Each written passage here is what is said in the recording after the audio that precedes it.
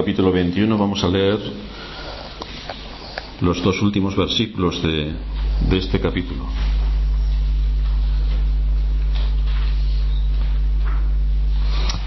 Aquí vemos cómo Juan se vuelve a atribuir el honor que tuvo al estar presente en todos los acontecimientos importantes de nuestro Señor, y por esa razón dice: este es el discípulo que da testimonio de estas cosas y escribió estas cosas, y sabemos que su testimonio es verdadero. También hay muchas otras cosas que hizo Jesús, las cuales, si se escribieran una por una, pienso que ni aún en el mundo cabrían los libros que se habían de escribir. Así nos encontramos como el Evangelio de Juan se cierra con el sello personal y la certificación de su autor, Juan, que una vez más no menciona su nombre, pero que da fe de la veracidad de todo lo que había escrito, y luego, como vemos, agrega una hipérbole para enfatizar el hecho de que no era posible para él contar plenamente todos los hechos de aquel que es la figura central del Evangelio, que es Cristo. Literalmente no está diciendo que si nos pusiéramos a escribir un libro con todo lo que Cristo hizo, no cabrían los libros en el mundo. No está queriendo decir eso, es una hipérbole que utiliza para decir las grandes cosas que hizo Cristo y todo lo que le quedó por escribir de cuantas cosas hizo nuestro Señor. Así que, ya que estamos al final del estudio de este Evangelio de Juan, vamos a hacer un resumen de lo que implica este impactante Evangelio y el despliegue realmente extraordinario que hace Juan de las doctrinas de la gracia. De manera que, para finalizar esta serie, estaremos viendo durante algunas semanas el fundamento que nos da Juan para mostrar con absoluta determinación las 5 doctrinas que componen el núcleo de nuestra fe y que son conocidas, como todos sabéis, como las doctrinas de la gracia. ¿Podemos encontrar las doctrinas de la gracia en Juan? Pues esto es lo que vamos a ver. Y vamos a ver cómo están en armonía con el resto de las Escrituras. Juan no está aparte de las Escrituras, sino que está dentro de las Escrituras. La primera de esta doctrina ocupa el tema de nuestra predicación de hoy: la doctrina de la depravación total. ¿El hombre está completamente corrompido y es depravado? ¿O el hombre, como dice la mayoría de la gente de nuestra época, es bueno? ¿Es realmente el hombre bueno? Por lo tanto, vamos a dividir nuestro sermón en 5 apartados y vamos a ver, en primer lugar, cuál es el conocimiento espiritual que tiene el hombre. Ya en el primer capítulo de este Evangelio nos encontramos frente a la condición natural del hombre después de la caída, y se nos dice que el hombre está en tinieblas. Esta es la situación del hombre después de la caída. En el versículo 5 del primer capítulo se nos dice que la luz en las tinieblas resplandece y las tinieblas no prevalecieron contra ella. Lo primero que hace el pecado es afectar a la vista del hombre. Lo primero. Por eso vive en tinieblas. Por eso el hombre no puede ver nada de lo que hay a su alrededor en cuanto a los aspectos espirituales, que es en lo que nos estamos centrando. Esa es la condición de ceguera espiritual que hay en cada ser humano. No puede ver la luz. No puede, es imposible. El que el hombre adquiera la capacidad de ver la luz del Evangelio está restringido a una obra que no está al alcance del hombre, está fuera de su alcance. Por esta razón el Señor le dijo a Nicodemo que el que no naciere de nuevo no puede ver el reino de Dios, porque el hombre no solamente está ciego, sino que, como veremos después, está sordo y, como veremos también, está muerto. Esta es la condición espiritual del hombre. Y esa es la razón por la que el Señor le dijese a Nicodemo que si no naciese de nuevo no podría ver el reino de Dios. Y el nacer de nuevo no es algo que uno se hace a sí mismo. Tenemos a 2 embarazadas en la iglesia, una embarazada en la iglesia y otra hija de un hermano, que van a dar a luz y están a punto de dar a luz. Pero el nacer de nuevo no es algo que uno se hace a sí mismo. Los bebés no han determinado ellos mismos por sí mismos engendrarse a sí mismos y dar a luz ellos mismos. Esto es imposible. Cualquiera que piense ve que esto es una completa imposibilidad. Es absurdo que alguien piense tal cosa. Pues es lo mismo que ocurre en el reino espiritual. Es absurdo que alguien que está muerto quiera renacerse a sí mismo y quiera venir a la vida por sí mismo. Se necesita un nuevo nacimiento, que también se le llama en las Escrituras regeneración, que es una obra poderosa llevada a cabo por el Espíritu Santo. Solamente el Espíritu Santo puede llevar a cabo esta obra. Él es el que imparte el don del nuevo nacimiento y de la regeneración.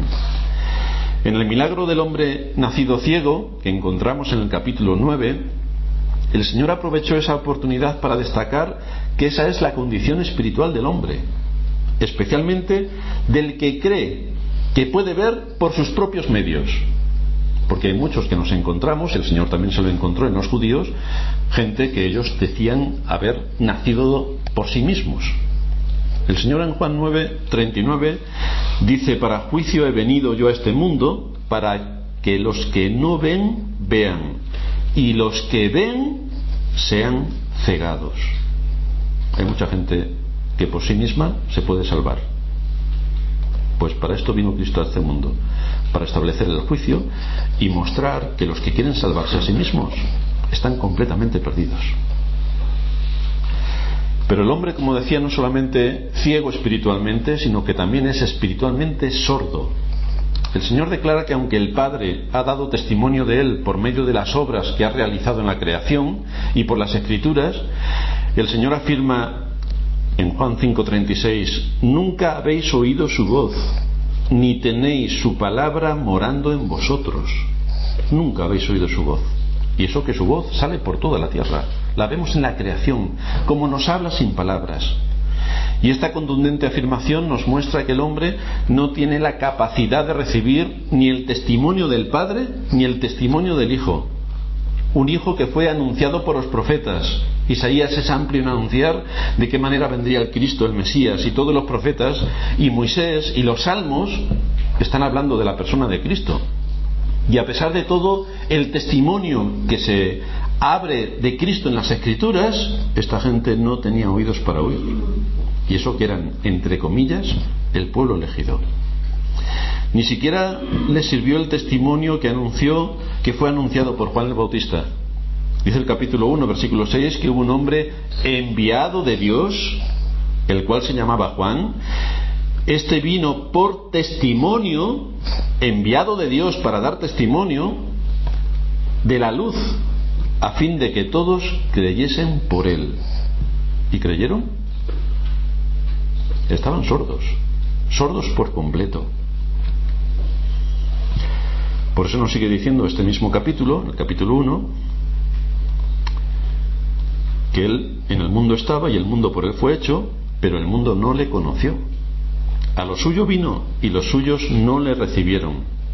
No escucharon a los profetas, no escucharon a los salmos, no escucharon nada de la palabra de Dios. Por supuesto no quisieron escuchar a Juan el Bautista. Nada de lo que Juan el Bautista dijo tenía para ellos sentido. De ahí que el Señor diese la razón por la que el hombre no comprende lo que él estaba anunciando por medio de los profetas, por medio de Juan el Bautista, y lo que el mismo Cristo anunció cuando estuvo en este mundo. El Señor dice en Juan 8:43: porque no podéis escuchar mi palabra. Lo que os estoy diciendo no lo podéis escuchar, no tenéis oídos para escuchar. En Juan 8:37 se nos dice: sé que sois descendientes de Abraham, pero procuráis matarme porque mi palabra no haya cabida en vosotros.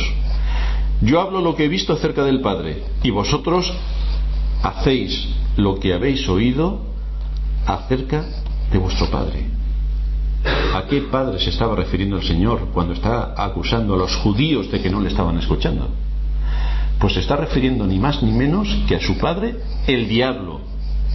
A ese padre se estaba refiriendo. De manera que en la naturaleza humana encontramos lo que se oculta en ella, nada más venir a este mundo. ¿Qué es lo que hay en la naturaleza humana nada más venir a este mundo? No hace falta que peque. Pero todo ser humano que viene a este mundo es hijo de su padre, el diablo. Es hijo de ira y es reo de condenación. Esto es lo que ocurre con todos los que vienen a este mundo, desde el más pequeñito hasta el anciano. Todos están bajo la misma situación delante de la ley de Dios. Así encontramos que el hombre está ciego, está sordo y además es un auténtico ignorante con respecto a las cosas espirituales. Nos vemos frente a esta verdad desde el capítulo 1 del Evangelio de Juan, cuando una y otra vez el hombre rechaza la luz, no quiere conocer la luz, se niega a ver la luz, se niega a oír la luz y se niega a conocer la luz. Y lo vemos en la conversación que el Señor mantiene con la mujer samaritana junto al pozo, donde Él enfatizó la gran ignorancia espiritual del hombre caído con respecto a dos asuntos fundamentales. El primero, que el hombre desconoce que el don de la fe es y le llega por parte de Dios. Y en segundo lugar, que el hombre necesita de forma imprescindible el don de la fe para creer a Dios. En Juan 4:10 está hablando el Señor a la mujer samaritana y le dice: si conocieras el don de Dios y quién es el que te dice dame de beber, tú le pedirías y él te daría agua viva. Una falta de conocimiento total respecto a quién era el dador de la salvación. Una falta de conocimiento que era también una realidad en Nicodemo. Nicodemo, maestro de Israel, y le dice el Señor en Juan 3:10: ¿eres tú maestro de Israel y no sabes estas cosas? ¿No sabes lo que se necesita para entrar en el reino de Dios? ¿No sabes la necesidad imperiosa del nuevo nacimiento? ¿No sabes que es algo imprescindible para la salvación? Pero esta falta de conocimiento no estaba en la mujer samaritana, no estaba ni siquiera en Nicodemo, el gran maestro de Israel, sino que también esta falta de conocimiento estaba entre los judíos, el pueblo que esperaba al Mesías. Dice el Señor en Juan 10:24 que le rodearon los judíos y le dijeron: ¿hasta cuándo nos turbarás el alma? Porque si tú eres el Cristo, dínoslo abiertamente. Y el Señor les dijo: os lo he dicho y no creéis. Las obras que yo hago en nombre de mi Padre, ellas dan testimonio de mí, pero vosotros no creéis. ¿Cuál es la razón de que los judíos no creyesen? Aquí nos lo dice el Señor: porque no sois de mis ovejas, como también os he dicho. Mis ovejas oyen mi voz, y yo las conozco y me siguen, y yo les doy vida eterna, y no perecerán jamás, ni nadie las arrebatará de mi mano. Mi Padre que me las dio es mayor que todos, y nadie las puede arrebatar de la mano de mi Padre. Yo y el Padre uno somos. Entonces los judíos, como respuesta a lo que el Señor les había dicho, tomaron piedras para apedrearle. Es decir, en vez de escuchar la voz de Cristo, en vez de asumir su posición de pecadores, en vez de correr a Cristo suplicando por el perdón de sus pecados, la respuesta es coger piedras para apedrear a Cristo. Esta misma falta de conocimiento la tenían los fariseos, los entendidos de la ley, la clase culta de la religión judía. Juan 8:19, ellos le dijeron: ¿dónde está tu Padre? Y respondió Jesús: ni a mí me conocéis ni a mi Padre. Si a mí me conocieseis, también a mi Padre conoceríais. Falta de conocimiento total de las Escrituras. Esto por parte de los entendidos. Y esta misma situación es en la que se encuentran muchos de los que hoy se llaman creyentes y muchas de las organizaciones que hoy se llaman iglesias. Están igual que los judíos, sin conocimiento. Porque si conociesen cuál es la palabra de Dios, harían otras cosas distintas a las que están haciendo. Por lo tanto, no podemos decir mucho más de lo que el Señor dijo de aquellos judíos que son de su padre el diablo, porque las obras de su padre son las únicas que saben hacer. Esta es la terrible situación en la que se encuentra el ser humano. Ni ve, ni oye, ni entiende, y está completamente muerto a las cosas espirituales, de manera que necesita un poder superior para que pueda ver, oír, entender, que es el resultado del nuevo nacimiento. Necesita una obra de gracia todopoderosa del Espíritu Santo para que las capacidades que por el pecado le fueron quitadas a Adán sean restablecidas de nuevo en base al sacrificio y por los méritos del segundo Adán, nuestro Señor Jesucristo. Lo que con uno hizo posible que todo cayese en pecado, por el segundo Adán se hace posible que aquellos a quienes Dios llamó a la salvación recuperen su posición. Y esto está en consonancia con lo que dice Pablo cuando, hablando de nuestra situación, de la situación de todo hombre delante de Dios, dice que estamos muertos en delitos y pecados. Estamos muertos espiritualmente delante de la ley. No hay nadie que esté libre de esta acusación severa que ejerce la ley sobre toda criatura. Y ahí que cuando el Señor ha llamado a su pueblo a la salvación, nos haga una advertencia para que sepamos de dónde vendrá la oposición y cuál es la causa de la oposición sobre aquellos que hemos sido llamados por el Evangelio. En Juan 16 se nos dice, está hablando el Señor: estas cosas os he hablado para que no tengáis tropiezo. Os expulsarán de las sinagogas, y aún viene la hora cuando cualquiera que os mate pensará que rinde servicio a Dios. Y harán esto porque no conocen al Padre ni a mí. Desconocimiento general. Esta es la mayor de los terribles pecados que tiene la clase religiosa, que resulta que supuestamente adora a Dios cuando no lo hace. Supuestamente cree en Dios cuando no cree nada más que en sí mismo. Supuestamente organiza grandes eventos religiosos solo para satisfacerse a sí mismo, y hace todo lo que está al alcance de su mano, no para rendir culto a Dios y someterse en obediencia a la palabra de Dios, sino dependiendo de las épocas, las modas y las situaciones que nos envuelven, dejarse llevar por todo lo que nos rodea. Esta es una enseñanza impactante que ya escuchó el pueblo de Israel en el Antiguo Testamento, el conocimiento de Dios. Por eso en Jeremías capítulo 9 versículos 23 y 24 nos dice el Señor: no se alabe el sabio en su sabiduría, ni en su valentía se alabe el valiente, ni el rico se alabe en sus riquezas, mas alábese en esto el que se hubiere de alabar, en entenderme y conocerme, que yo soy Jehová, que hago misericordia, juicio y justicia en la tierra, porque estas cosas quiero, dice Jehová. Esta es la gloria del hombre, conocer a Dios, glorificar a Dios mientras que está en este mundo, y como veíamos en sermones pasados, glorificar a Dios también en nuestra muerte. Pero debido a la caída, el hombre es ciego, sordo, desconoce a Dios, desconoce a Cristo, desconoce su palabra y está muerto a toda sensibilidad espiritual. Esta es la condición del hombre. Y el Señor, por tanto, en Juan 17:25 dice: Padre justo, el mundo no te ha conocido. No te ha conocido. De manera que tenemos aquí un gran problema respecto al hombre. No conoce a Dios. Está muerto. En segundo lugar, el pecado también afecta a los sentimientos espirituales del hombre. Todos los afectos del hombre se manifiestan en lo que ama y en lo que aborrece, en lo que le entusiasma y en lo que le aburre, en lo que le motiva y en lo que le provoca desgana. Ahí se mueven todos los sentimientos. Por naturaleza, ¿qué es lo que nos encontramos en el hombre? Por naturaleza nos encontramos en el hombre una antipatía hacia Dios, una enemistad patológica hacia Dios. Esto es lo que nos encontramos en el estado natural del hombre. Juan destaca esta antipatía en el capítulo 1 cuando describe como Cristo, que es la palabra, que es la vida, que es la luz, vino a lo suyo y los suyos no le recibieron. Antipatía total, enemistad total. Esto resume la actitud de los judíos a lo largo de este evangelio.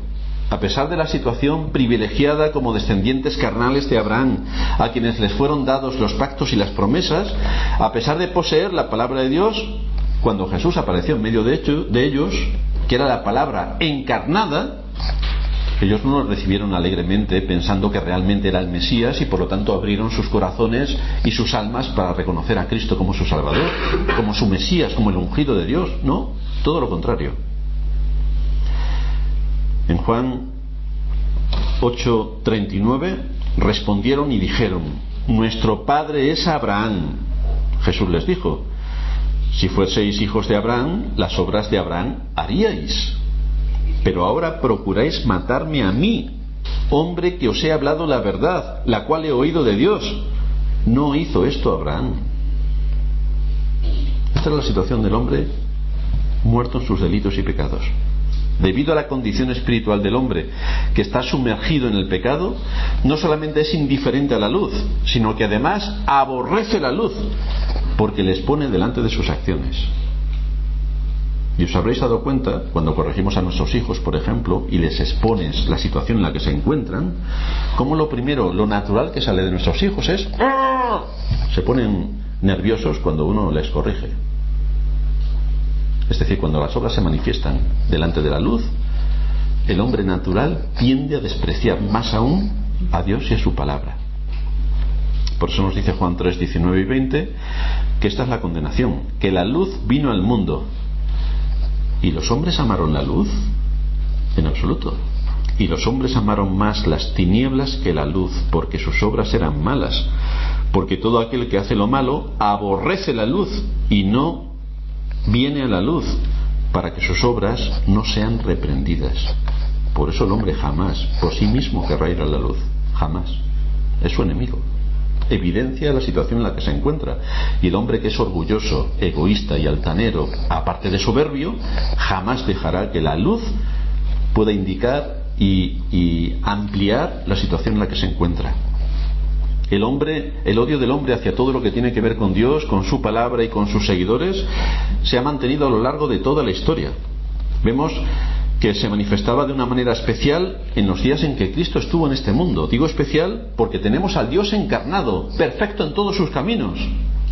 Y a pesar de ser perfecto con una absoluta y determinada precisión, los hombres no se dejaron llevar por todo lo que nuestro Señor y Maestro decía, siendo el Dios encarnado, sino que le aborrecieron hasta el punto de llevarlo a la muerte. Dice Juan 7:32 que los fariseos oyeron a la gente que murmuraba de él, y los principales sacerdotes y los fariseos enviaron alguaciles para que le prendiesen. ¿Estaba haciendo algo el Señor fuera de lo que era la ley, fuera de la justicia? ¿Estaba haciendo algo fuera de lo que sería de esperar de acuerdo a la palabra de Dios? En absoluto. Y entonces, ¿por qué razón los fariseos, los entendidos de la ley de Moisés, enviaron alguaciles para que prendiesen a Cristo? Fijaos que los judíos pedían señales, pero cuando vieron cómo Cristo, entre sus muchos milagros, el último resucitó a Lázaro, esto no les sirvió para reconocer su poder y su gloria. No les sirvió para que pudiesen entender el mensaje que de parte de Dios Padre se enviaba a este mundo, y que pudiesen identificar por tanto a aquel que estaba haciendo los milagros como el Mesías, el ungido, ¿no? Sino que tras esa demostración de poder por parte de Cristo, al dar vida a un muerto putrefacto, fue cuando los judíos tomaron realmente, los fariseos tomaron realmente la determinación de acabar con Cristo. Nos dice Juan 11:53, así que desde aquel día acordaron matarle. ¿Cuál es la evidencia de la luz? Pues lo que hicieron los amadores de las tinieblas fue intentar eliminar cualquier vestigio de luz. De manera que seguimos viendo cómo el hombre aborrece la luz y ama las tinieblas. Esta es la condición natural del hombre, aunque sea religioso y su religión solamente le sirva para poner el rotulito en la puerta que tantas veces hemos hablado, o simplemente le sirva para callar su conciencia. El hombre aborrece la luz y ama las tinieblas. Esto es lo que vemos en los judíos, tan religiosos. La oscuridad es el ambiente en el que vive el hombre, es donde se mueve y en el que tiene su existencia. Y es así porque el gobernador de este siglo es su padre. Satanás es su padre. La voluntad y el ejemplo de su padre, Satanás, domina la vida del hombre natural en este mundo. Por eso el ser humano es un mentiroso y es un homicida. En Juan 8:44 y 45 lo está diciendo el Señor: vosotros sois de vuestro padre el diablo. Se lo está diciendo a los judíos creyentes en su religión. Los deseos de vuestro padre queréis hacer. Él ha sido homicida desde el principio y no ha permanecido en la verdad, porque no hay verdad en él. Cuando habla mentira, de suyo habla, porque es mentiroso y padre de mentira. Y a mí, porque digo la verdad, no me creéis. Esta es la condición natural del ser humano. Vosotros podéis hacer el enlace, por ejemplo, que os he enviado, que Beyoncé ha creado su religión, en la cual ella, claro, es el objeto de adoración. Y la gente se lo cree. Y entonces todos van a adorar a Beyoncé.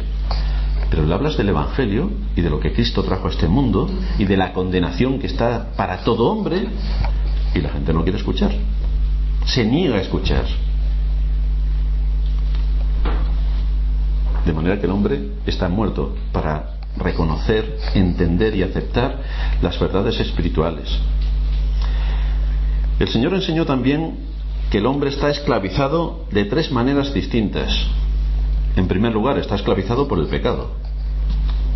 En Juan 8:34 dice el Señor: de cierto os digo que todo aquel que hace pecado, esclavo es del pecado.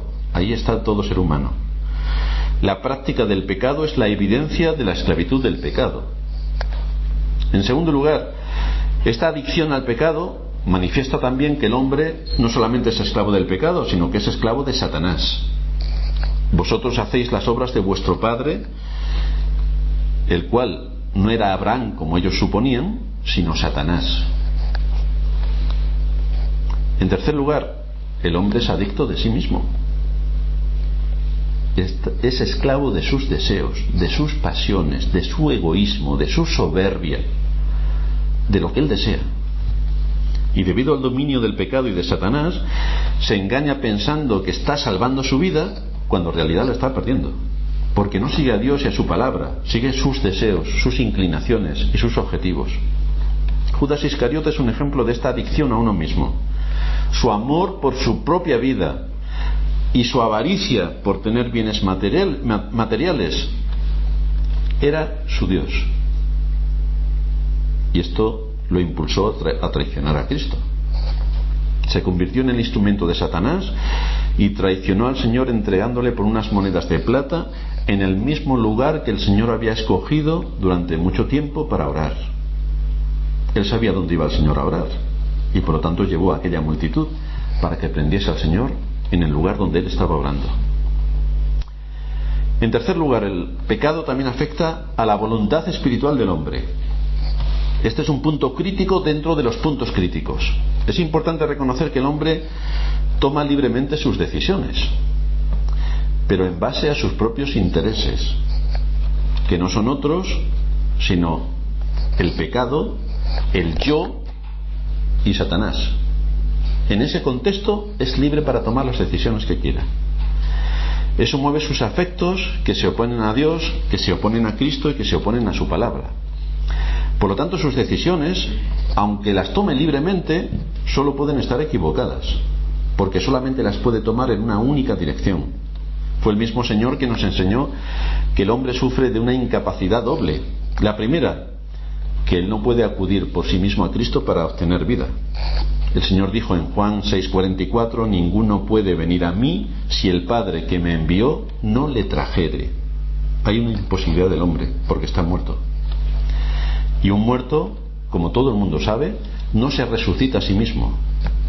Y el hombre no puede resucitarse para ver el mundo espiritual porque está muerto. Está muerto espiritualmente. No puede decir, voy a resucitarme, y resucita. Esto es imposible. En segundo lugar, el Señor afirmó que el hombre no regenerado es incapaz de creer en Él.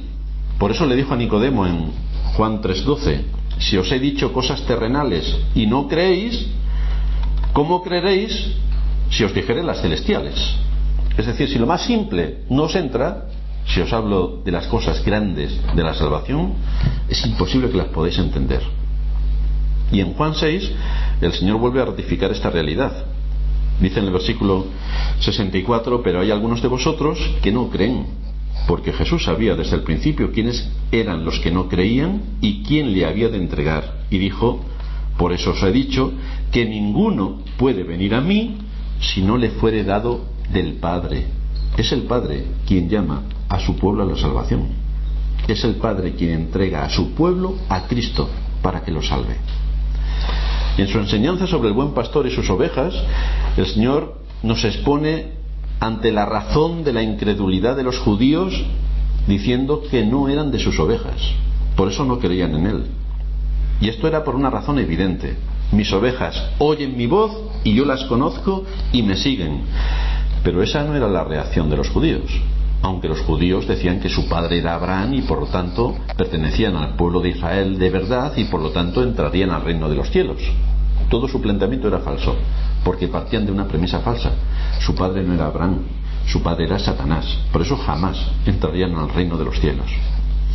Juan comenta también la incredulidad de la multitud y escribe que no podían creer porque cegó los ojos de ellos y endureció su corazón para que no vean con los ojos y entiendan con el corazón y se conviertan y yo los sane, dice el Señor en Juan 12:39, y lo que está haciendo es citar el texto de Isaías capítulo 6. Por lo tanto, no es del que quiere ni del que corre, es de quien Dios tiene misericordia. El Señor se refiere a este no querer venir a Él como una respuesta de la voluntad que actúa libremente. Y cuando tú dejas que una persona actúe libremente, ¿crees que esa persona libremente escogerá seguir a Cristo? Porque es esclava del pecado, es esclava de Satanás y es esclava de sí mismo. En esa condición, ¿alguien piensa que una persona puede elegir libremente seguir a Cristo? Hay una indisposición profunda en el hombre para no venir a Cristo. Es una situación patológica y es una situación derivada de su pecado. Es imposible para un hombre venir a Cristo porque está muerto. Es imposible. Actuando libremente, o como muchos persisten en decir, con su libre albedrío, porque claro, todo el mundo tiene libre albedrío, y el libre albedrío se lo atribuyen a las Escrituras, pero en las Escrituras no aparece la palabra libre albedrío, sí que aparece en la filosofía, que es lo que el hombre no creyente busca para justificar su existencia y su fin de la vida. En la filosofía impía, pero en la Biblia no. Pero en cambio la gente creyente utiliza la palabra libre albedrío. Y entonces persisten en decir con su libre albedrío que el hombre escoge siempre lo que quiere hacer. Pero con su libre albedrío, aún aceptando esta posición de los que se llaman creyentes, el hombre siempre escoge una cosa. En su libre albedrío el hombre siempre escoge una cosa: alejarse de Dios, siempre. Esto es lo que vemos a lo largo de las Escrituras cuando Dios nos llama a su pueblo. Y lo vemos con los judíos, tan religiosos, y el Señor les dice que eran de su padre el diablo.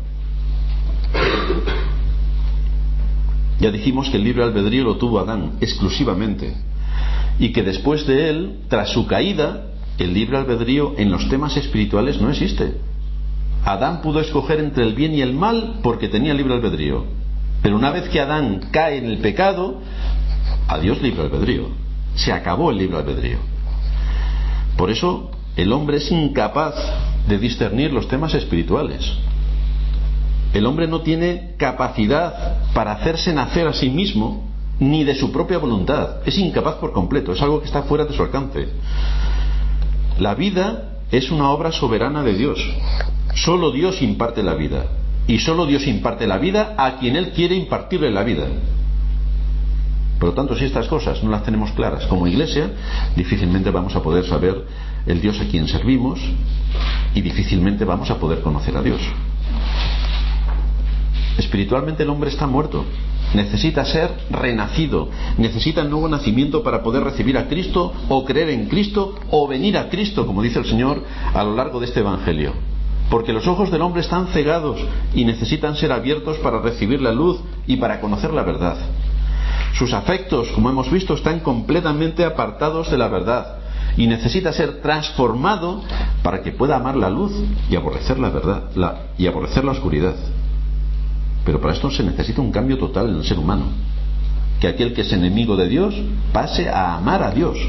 Aquel que ama a la oscuridad pase a amar la luz. Aquel que ama el pecado pase a aborrecer el pecado. Su voluntad obstinada tiene que ser transformada con el poder de Dios, a fin de que pueda creer a Cristo, venir a Cristo y seguir a Cristo. Por eso dice Isaías, en la foto que nos hace del hombre, que no hay en él cosa sana, sino herida, hinchazón y podrida llaga. Está completamente corrompido y necesita un poder superior que le saque de esa situación. En cuarto lugar, el pecado también afecta a la actividad del hombre, a todo su ámbito de actuación. El Evangelio de Juan enseña con total claridad que la condición del hombre ante Dios se ve en sus acciones. Por ejemplo, si nos vamos a Juan capítulo 3, versículo 19, nos dice: esta es la condenación, que la luz vino al mundo, y los hombres amaron más las tinieblas que la luz, porque sus obras eran malas. Porque todo aquel que hace lo malo, estamos hablando de obras, aborrece la luz y no viene a la luz, para que sus obras no sean reprendidas. En el versículo 19, la palabra traducida como malas nos indica una maldad activa, una maldad destructiva. En el versículo 20, la expresión lo malo, todo aquel que hace lo malo, indica aquello que es despreciable, acciones indignas. La primera palabra se usa para describir la raíz de lo que hay en el corazón del hombre. Y la segunda expresión, lo malo, se refiere al fruto que produce esa raíz. Por lo tanto, tenemos la raíz y los frutos en este texto que nos está mostrando nuestro Señor. Lo que encontramos es que la vida del hombre es condenada totalmente por Dios. No hay nada bueno en el hombre que motive a Dios para salvarle porque el hombre es bueno, como defienden muchas posiciones de otras denominaciones. No hay nada en el hombre que llame la atención a Dios para decir, voy a salvar a Pepito porque Pepito es bueno, fíjate qué buenas cosas hace. Imposible. Por otra parte, no podemos olvidar que la fe y el arrepentimiento son dones exclusivos de Dios. Así nos encontramos que el resultado del hombre es que no tiene ni fe ni arrepentimiento. Y por lo tanto, si no tiene fe ni se arrepiente, es imposible que obedezca. Y si no obedece, es hijo de condenación, porque sus malas obras ya están evidenciando lo que hay en su corazón, que está podrido y está corrupto por completo. La evidencia de que uno cree en Cristo es que le obedece. La evidencia que hubiéramos visto en los judíos, si hubieran realmente tenido la fe, es que cuando llegó Cristo le hubieran obedecido, pero no lo vieron. Lo tomaron como su enemigo. La evidencia de muchos que se llaman cristianos es que si realmente lo fueran, obedecerían lo que Dios nos ha dejado por escrito en su palabra, pero vemos que no lo hacen, porque si lo hicieran, la multitud de iglesias que nos rodean no estarían haciendo las cosas que hacen, estarían adorando a Dios y no adorándose a sí mismos. Parece igual, pero no es lo mismo. Si el hombre tuviera vida espiritual, al oír acerca de Dios y al escuchar su palabra, dejaría todo por seguirle, pero no lo hace. Imagínate que estás hambriento, llevas varios días sin comer y estás desesperado, y ves delante de ti un manjar, una gran mesa llena de todo tipo de comida, de filetes de carne, de pescado, de frutas, de pasteles. ¿Qué es lo que tú harás delante de esa mesa? Pues lanzarte como un loco a saciar tu apetito. Esta es una respuesta coherente con tu naturaleza. Tienes una necesidad y ahí está lo que satisface tu necesidad, y te lanzas loco para coger esa necesidad. Cristo es lo que satisface la necesidad del hombre. ¿Por qué razón, cuando se anuncia el mensaje de Cristo, no todos se lanzan desesperados a coger a Cristo y a coger su mensaje? Imagínate esa escena en la que tú estás hambriento, que tenemos un cadáver y tenemos la misma mesa con todos los suculentos alimentos sobre ella.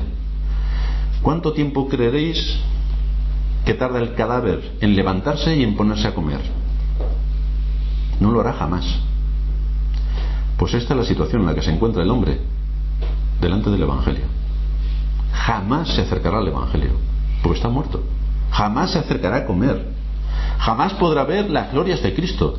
Jamás podrá ver todo lo que en Cristo se nos ha dado para la salvación. Jamás, porque está muerto.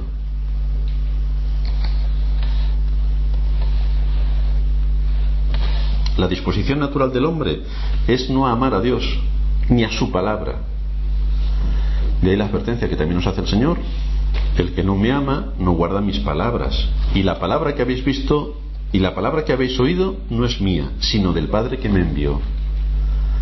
Esa es la condición del hombre. No ama a Dios. Por eso vamos a ver en quinto lugar la condición realmente en la que se encuentra todo ser humano que viene a este mundo. La única conclusión a la que podemos llegar, según los argumentos que nos da Juan, es que el hombre está espiritualmente muerto, porque ni ve, ni oye, ni escucha, ni conoce, ni entiende nada de nada. Es una evidencia de que está muerto. Lo primero que se nos muestra es que el hombre no tiene vida en sí mismo. Por esa razón el Señor repite una y otra vez que Él es la vida. Yo soy el camino, la verdad y la vida. Si el hombre tuviera vida por sí mismo, ¿qué necesidad tendríamos de Cristo? Pero Cristo vino para darnos la vida. Por lo tanto, es imposible que el hombre pueda tener vida en sí mismo por la evidencia que nos muestran las Escrituras y el propósito por el que Dios envió a Cristo. Si Cristo es la vida, si Él creó el universo, si hizo que lo que se ve fuera hecho de lo que no se veía, si Él puso aliento en el hombre para darle la vida en la creación, tenemos un gran argumento para decir también que Él y solo Él es el que imparte la vida espiritual al pecador. Solo Él. Él es el quien imparte la vida. También Cristo nos enseñó que solo su poderosa voz es capaz de sacar de la muerte la vida. ¿Cómo fue creando Dios el universo? Por su palabra. Dios dijo y existió. Dios dijo y existió. Y es lo que Dios hace también en la salvación.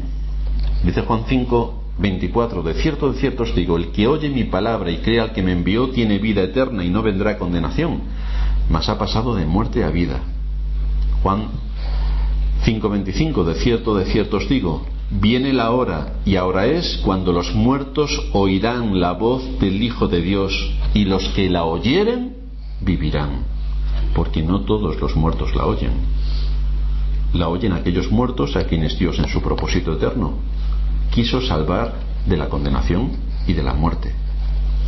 Un examen cuidadoso del trasfondo de este pasaje nos muestra que el Señor se refiere a los muertos espirituales, es decir, el estado en el que están todos los seres humanos que vienen a este mundo, que están muertos.